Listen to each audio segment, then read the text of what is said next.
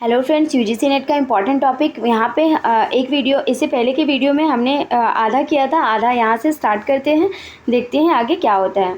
इकाई कर का प्रभाव विक्रेता पर पड़ता है। जो इकाई कर का प्रभाव है वो विक्रेता पर पड़ता है। प्रारंभिक मांग तथा आपूर्ति डी एवं एस है। जैसे ही कर अध्यारोपित किया जाता है एस वक्र H1 की ओर ऊपर की ओर स्थानांतरित हो जाता है।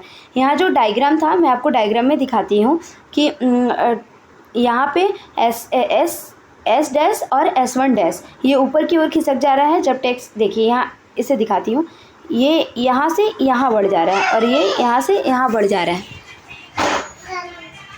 ये यहाँ से यहाँ बढ़ जा रहा है। यही इस डायग्राम में डिफाइन किया गया है। आइए देखते हैं इसे।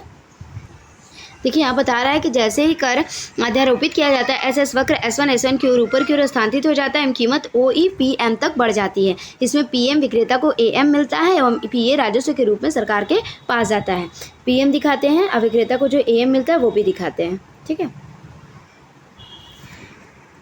यहाँ विक्रेता को PM मिल रहा है। देखिए ये विक्रेता को इतना मिल रहा है। ठीक है, और यहाँ पे विक्रेता को पहले इतना मिल रहा था। तो और ये जो है ये गवर्नमेंट के पास चले जाता है, ये पार्ट्स गवर्नमेंट के पास चले जाता है। ठीक है, आइए इसे देखते हैं। यहाँ देखते हैं P डैश M डैश है इक्वल टू, ये देखिए मैं दिखाती हूँ आपको।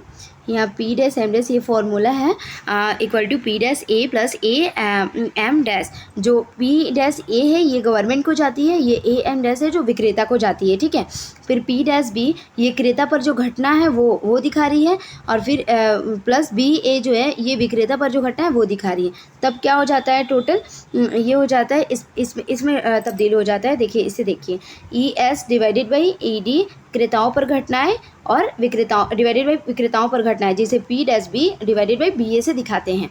ये आप बहुत इंपॉर्टेंट है, एग्जाम पॉइंट ऑफ व्यू से ऐसा क्वेश्चन प्रीवियस ईयर में भी पूछ चुका है, तो इसलिए आप इसे थोड़ा ध्यान दीजिएगा इस पर। अब आगे देखते हैं।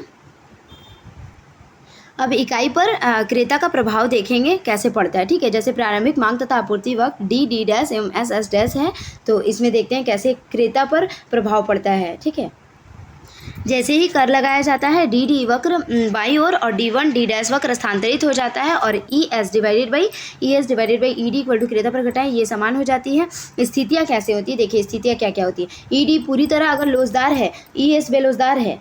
क्या बोल रहा है कि ED पूरी तरह लोजदार है और ES बेलोजदार है, तो विक्रेता पर संपूर्ण भार होगा। टोटल भार किस पे होगा, विक्रेता पर।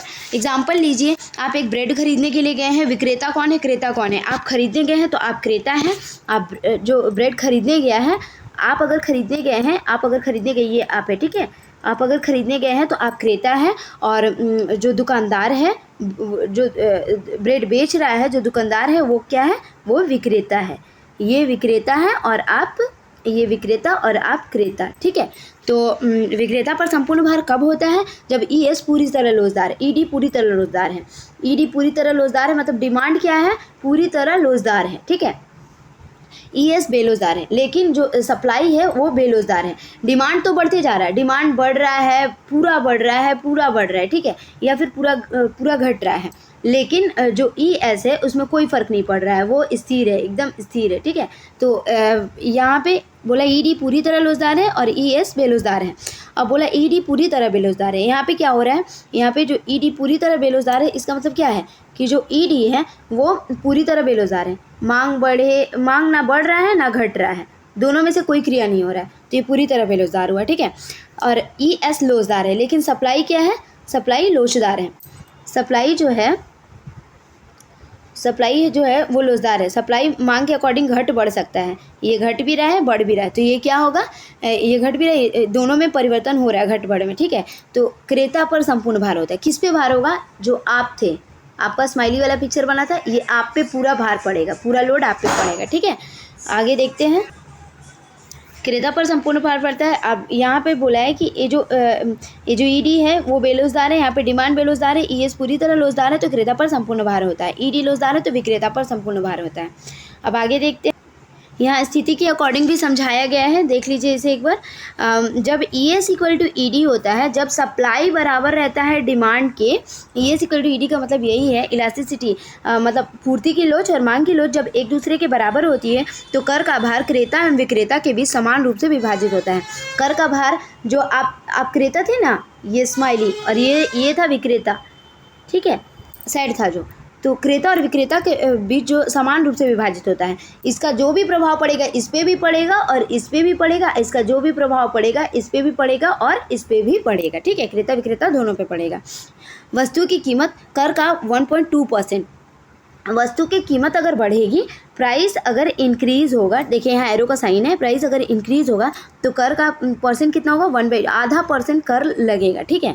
अब बोला है अगर इलास्टिसिटी ऑफ सप्लाई अधिक है इलास्टिसिटी ऑफ डिमांड से, अगर क्या बोला है कि जो सप्लाई है वो अधिक है, सप्लाई है अधिक है अगर डिमांड से, ठीक है, सप्लाई अधिक है अगर डिमांड कम है, ठीक है, तो कर का भार उपभोक्ता पर अधिक होता है। कर का भार किस पे पड़ेगा, टैक्स का बर्डन किस पे पड़ेगा, उपभोक्ता पे, आप पे, ठीक है, जो क्रेता है उस पे, उपभोक्ता पर अधिक होता है। वस्तु की कीमत बढ़ेगी कर के 1.2% अधिक से, जैसे ही वस्तु की कीमत बढ़ेगी, वस्तु का प्राइस इंक्रीज होगा तो कितना कर का परसेंट कितना लगेगा, 1.2% टैक्स लगेगा, ठीक है।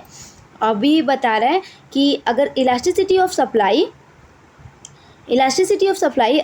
कम है इलास्टिसिटी ऑफ डिमांड से, क्या बोल रहा है कि सप्लाई कम है, सप्लाई क्या है, कम है डिमांड से, डिमांड अधिक है, ठीक है, तो कर का भार विक्रेताओं पर अधिक पड़ता है, विक्रेता जो साइड थे विक्रेताओं पर अधिक पड़ता है, इस टैक्स का बर्डन विक्रेताओं पर अधिक पड़ता है, और तब वस्तु की कीमत बढ़ती है और कर के 1.2% कम होने से।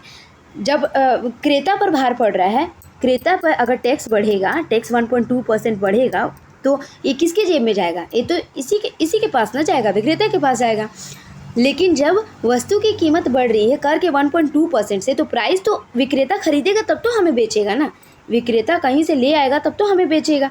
तो ये जो 1.2% का बर्डन है ये हमारे ऊपर पड़ता है, लेकिन ये जो 1.2% का बर्डन है ये इसके ऊपर पड़ता है, ठीक है। जैसे यहाँ पे बताया वस्तु की कीमत बढ़ रही है कर के 1.2% कम होने से।